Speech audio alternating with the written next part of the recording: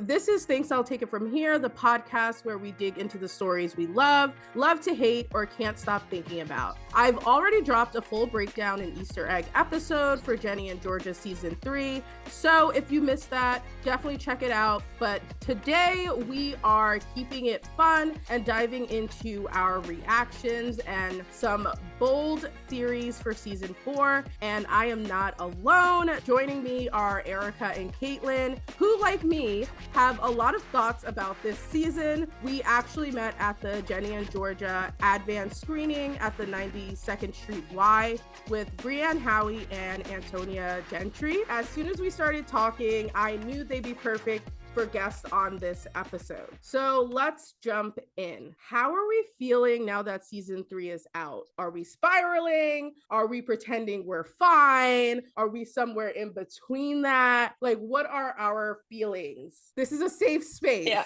it's my entire personality trait. Like my entire personality trait right now. I can't talk about anything else.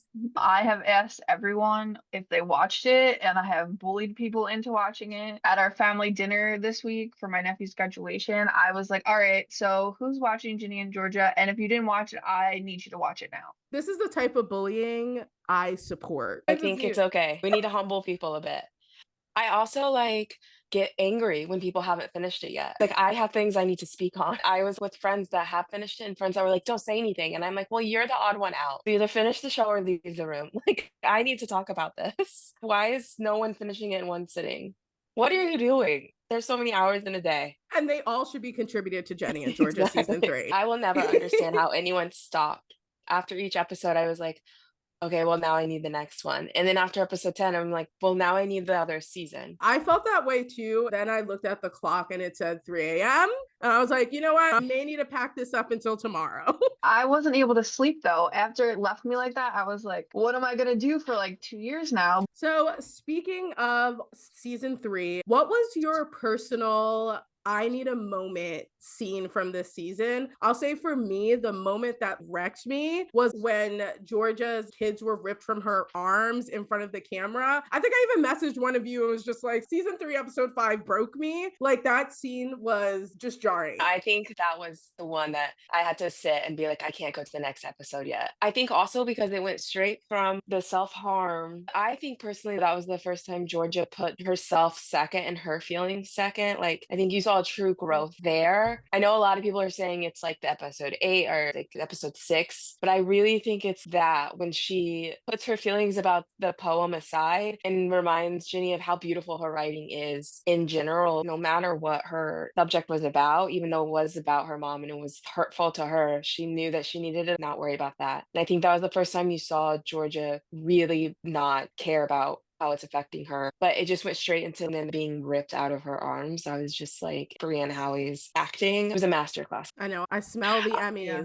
She needs to get something for that acting. It was on point this season. I've always liked it. The amount that it has stepped up to, I think it's because she had a kid. But yeah, season 5, season 3, episode 5. Manifesting a season 5. Yeah. Just throwing it out there. I didn't have any words after it. Like, my heart broke for her, and I don't even have kids. And her look when it was Zion standing there, I was like, this jerk. I was so angry with that, and I was so upset. And then just the betrayal on that alone. And seeing Ginny clock it in that moment too, that it was Zion, and her being ripped away when she was in that need of her mom right then. I agree. And then also just to see Austin have to go with Gil was heartbreaking. Yeah. He doesn't know that man. I feel like this season was a lot of people's villain origin story. It was. Luckily, Gil's was already there, so we knew that. Pre-established. But Zion, I always had kind of like hard feelings towards. He's kind of like, I don't like to compare the show to Gilmore Girls because it's not, but he's like the Christopher. He was able to go get his life together and then come back and be like, hey, I'm here, what I miss, and also let me protect you. And I'm like, Zion did that from episode 1. He was absentee, and he could have changed that easily. He could have been like, oh, I won't do this. I'll get a different kind of job and be there for you. Even though she also kind of said, you do you, but at the same time, like, you didn't have to listen to her. You could have been there for your child. The men in Georgia's life, I realize, especially in season 3, don't know how to take accountability. And something I talk about in my breakdown episode, and this is going to trigger a lot of Mayor Paul stands. Which weird. choice to He is stand. not the noble victim that social media presents him to be. Like, he is messy and he doesn't know how to take accountability. He blames Georgia for like everything that's gone bad with his political career, as if he didn't choose to marry a woman he barely knew. Who had just slept with another man. Like, why are you proposing after you just found out she slept with her, like, Yeah, she daughter's literally father? slept with her ex, and then you're like, okay, so let's get married. You don't know this girl. She just lost her husband, what, 2 months ago, 3 months ago? He wanted to And be a white then, knight. And also, like, sorry, Paul, this is your job, not her job. This is your career. And like to blame it, the downfall on Georgia, I'm like, well, maybe you should be better at damage control. And I don't know if you were that worried about how you presented, then show up to court. Your choices weren't great either as a husband. Also, Nick, ugh, he annoyed me too. Nick was played, and he didn't even like take that into consideration. That's why I'm like, this bro used you the whole time and you're still out here. I'd be like, mm-mm, girl, no, bye.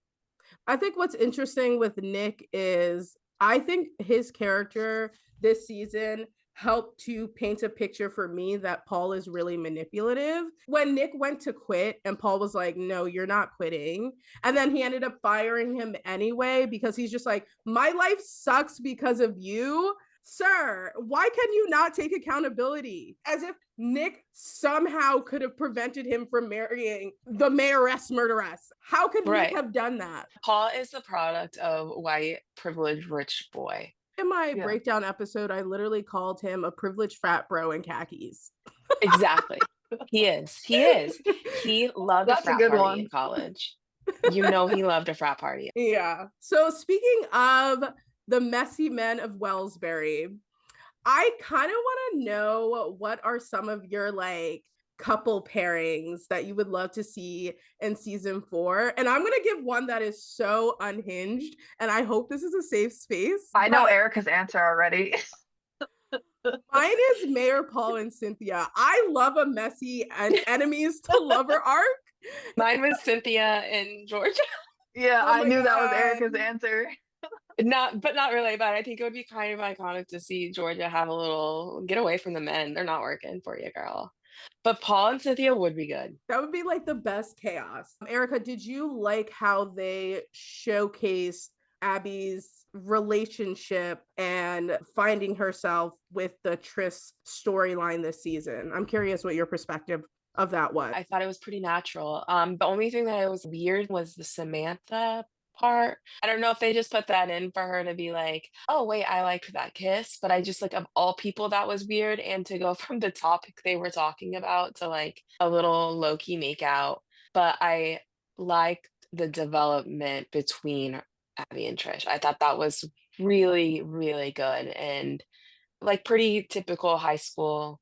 And I like that they didn't make it a huge thing about it being a queer like relationship. It was just Abby has a crush on her tutor, and that was the story. And I think Ginny and Georgia captures that well with like the queer plot lines is there's no huge coming out moment. It's just it is what it is. But with Abby, there is still a little like Max is the friend that's gay and has queer relationships.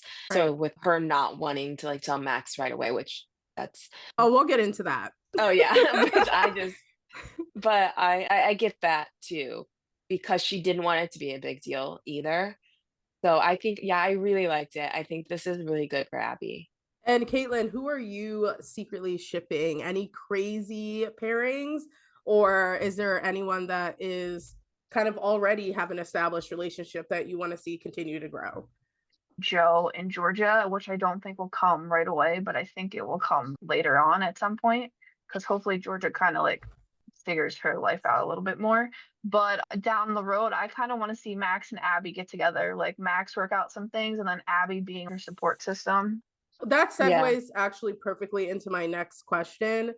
Can we just talk about Max this season? Because social media is in a tizzy about her character. So, what are your Oh, thoughts? Like, did she get what she deserved? Is she being bullied? What are you guys thinking about how her story arc went this season?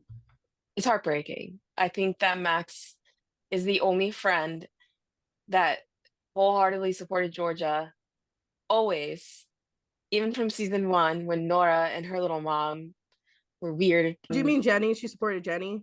That's yeah. Well, like she supported Georgia in the aspect of like didn't believe Georgia was guilty, didn't believe Georgia was a bad mom.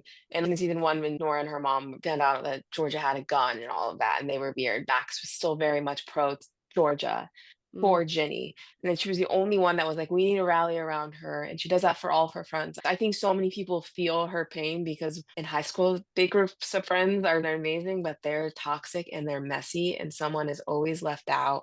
And I think they gaslit her a little bit, not to use the word gaslighting, but they were like, we're not inviting you. Didn't tell a whole story about how they didn't invite her to go egg a house. Like if I'm egging a house, I'm inviting all my friends to go egg the house. Like, I don't know. I think that they were mean to Max, and Ginny was very cruel at the end towards Max. Yeah, I feel the same way. She welcomed Ginny into their group and was there for her. But the way they treated her this season, I felt awful because, like Erica said, having multiple friends in one group, there's always going to be that left out feeling. I hated how Ginny was like, oh, we're just growing apart and basically left it at that. She was always there for you. Even when she needed her help to get in the house, then being like, oh, we grew apart. She literally just helped you get to your mom's house without being seen. She's the one who was there for you when you needed that. So I hated how they treated her. I'm going to challenge both of you a little bit in what you've said. Let's not forget how Max treated Abby and Jenny after season 1. I feel like it wasn't just dramatic, it was kind of mean and bullying. I think that's fresh for them, right? And I feel like when it comes to Max, things sometimes feel bigger than they need to be. And I think maybe her friends feel like they need to walk on eggshells with her. We, as the viewer, know that that's because she's grown up in a home with a brother who's always needed more, whether that's more emotional bandwidth, more support. It's led to her kind of always being performative, so she doesn't feel left out and excluded. We, as the viewer, we see that and we understand that. I think her friends don't see that and they don't understand that. And that's why they don't extend her any grace. And I think that's what we saw this season. Yeah, I think the Abby and Ginny Marcus storyline, it was a very high school fight. Very Yeah. much like, you didn't tell me you were dating my brother. I felt like Abby was left out quite a bit in the first season, and her emotions weren't really ever catered to at that. And I think Abby's grown a little more of a backbone now to stand up towards Max. But I think they all have, really. yeah. And I think though, I think with Ginny sometimes she's so quick to judge other people and say like, you weren't there for me for this, you only think about you, where maybe it's not like she's consciously doing it, but she's the same way towards Max. I think she gets what she needs from Max and then forgets she's there when someone else is there. I think Ginny uses Max when she needs Max and kind of relies on her as a backup person, knowing she's always going to be there. I feel like that's a learned behavior from her mom. It is, for sure. They're kind of two of the same with how they treat relationships. And speaking of Georgia, we have to talk about the cliffhanger with the baby. Because I feel like this was one of the biggest question marks of this season. It's been confirmed she is pregnant. So, who do you guys think the father is? Well, I want it to be Joe, but I don't think it's Joe because I think to add to the story, it's going to be Paul. But I want it to be Joe, but I know probably deep down they're going to make it Paul and make that like a whole storyline in itself with him not believing her that he's the baby daddy with the whole situation from before and then like questioning her. I don't Look, know. I think it can still be juicy with Joe. I think they can still drag the storyline on because obviously there's going to be a whole few episodes where she's pregnant and they don't know. And so Paul is still going to be messy. I think it could be Joe's. I think that Joe is Georgia's end of toxicity. And I think we're seeing Jenny take that darker side now. And I kind of see it, even how they were dressed in the end. I think it was kind of a tribute to how the next few, oh, well, at least next season, I think they'll probably do 5 seasons. I know Sarah always said 4, but I don't think they're going to end. five Yeah, seasons well, in a movie. exactly. But I think that it's Joe's, and I think Paul, the story can continue without Paul after that. I don't think he's needed. I think there's maybe a whole mayor storyline, even if he is needed, and he'll probably use her pregnancy, bring up the fact that she lied to him. That'll probably be used against her as well. But I think it's kind of her getting the guy that she's always deserved and the life that she's deserved. I really think we're gonna see a different Georgia from here on out. Yeah, I think it's Joe. I agree with what you were saying. I have a theory. The showrunner confirmed that next season is all about cycles and it's all about Georgia and Austin, which is interesting. My theory is that Joe is the father of the child because I think what we've seen so far is this show is all about Georgia repeating the same messy patterns, right? She tries to move on and keep her past buried. So I think a baby with Joe would make that cycle impossible not to break. And I think that's kind of where we're gonna go. Side note, do you guys think this baby's name is gonna be like Barry for like Wellsbury? Yeah, I hope this is the first baby that gets like an actual name. Just like a um family name. Maybe one of Joe's family name. It's gonna be Like who knows? Milkshake. It's gonna be Yeah, Milkshake it's gonna Junior. milkshake will be its like nickname. I'm convinced it's gonna be Barry for Wellsbury. This actually ties really well into my next question. What are our season 4 theories? Georgia's gonna run for mayor. I definitely see her running for mayor and drama between her and Paul since he's recalled. I think since they showed her mom and her stepdad riding by, they're gonna throw some drama in there to kind of get payback for her shooting her stepdad in the hand. Yeah, I think she's running for mayor. Saw maybe Nick would run and Georgia would join his team, but I think Georgia's gonna run Ooh. and Nick will join with Georgia's team because Nick's very career based and he knows Georgia's got the platform right now. He always like Yeah, admitted that she had good ideas. And also the whole thing when she hired the guy to make the noise, like that kind of was genius. And just to be clear for our listeners, when she says make the noise, she is referring to Georgia hiring someone to make the loud noises, drilling the ground while people were voting for bringing big business or not to Wellsbury. So I think you guys have some really great theories. I think we're going to learn more about Georgia's dad, especially with her going to therapy. I think maybe we can learn that Georgia's dad was framed by the mom Yeah. and stepdad. I think Georgia's dad was trying to take her. Yeah, I could totally see that. And I think we'll get to see more of her dad. I think that's what they were teasing at this season. I think Austin is going to kill Georgia's stepdad. Okay, so here's what I was gonna say because I was like, I wanted to get to that.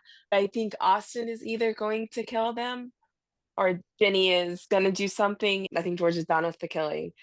One of the kids is gonna do something. I could see Ginny. So when she She felt that power and she felt what it felt liked like to it. get that power, and then she was like, oh, this is what it feels like. And this is why Georgia has been the way she's been her whole life because of this feeling. We saw some of her best Yep. acting in that one episode with her not even speaking, just the court scene of it panning over to her face and the plan working, and you see Antonia's face completely change to snarky and Georgia's smile. You know, when Georgia gets away with something, that smile, you see it. And I was like, oh, we haven't seen this. I think all of these actors, they get so much to work with this season that you could see so much growth. But I was like, oh my God, I'm scared. And, like that court scene with Ginny's smile when she realized that her plan worked.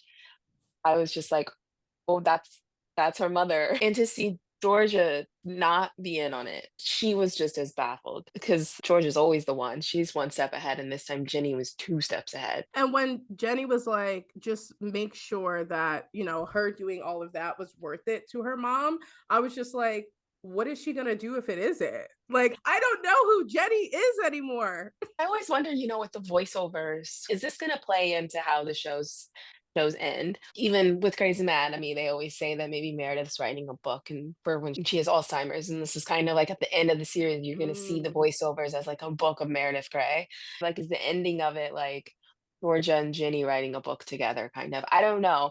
So I'm always wondering of like with voiceovers. Can I you don't imagine know. Georgia having a book? It would probably be called like the Hot Mess Express.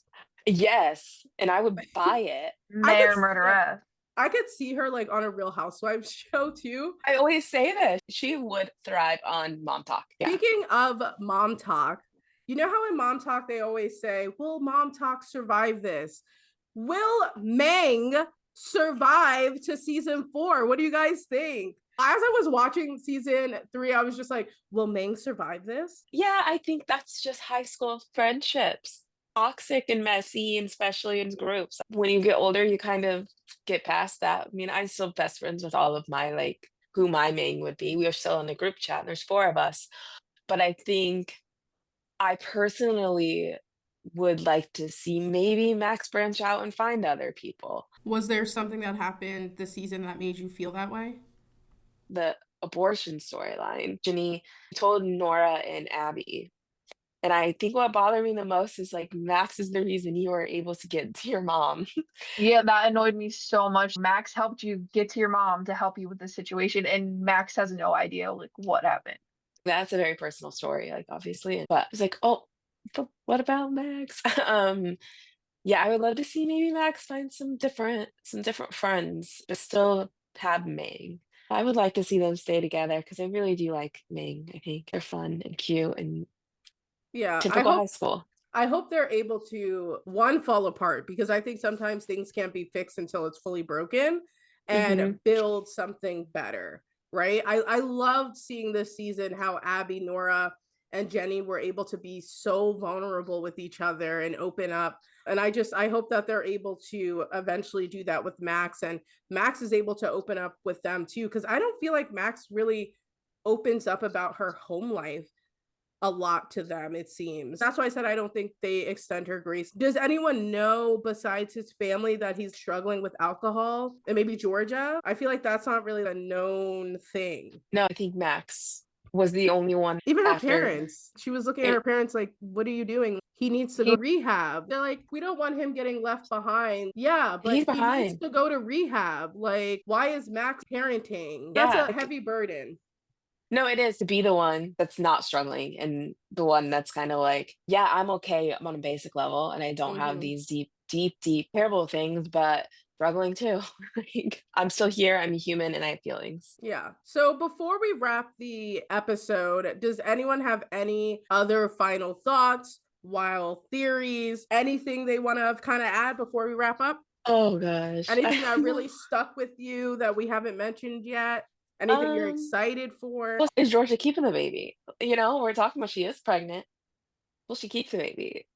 Or well, will she's she kept have all that? Of them since. Exactly. And that's also another reason one. why I think it's Joe's. I think Joe's the end game, which is good for her. But yeah, I don't know. I'm interested to see how a new kid works in. Right. And if we follow her normal patterns, they could be living somewhere else. Like, please don't. Please don't. I hope not.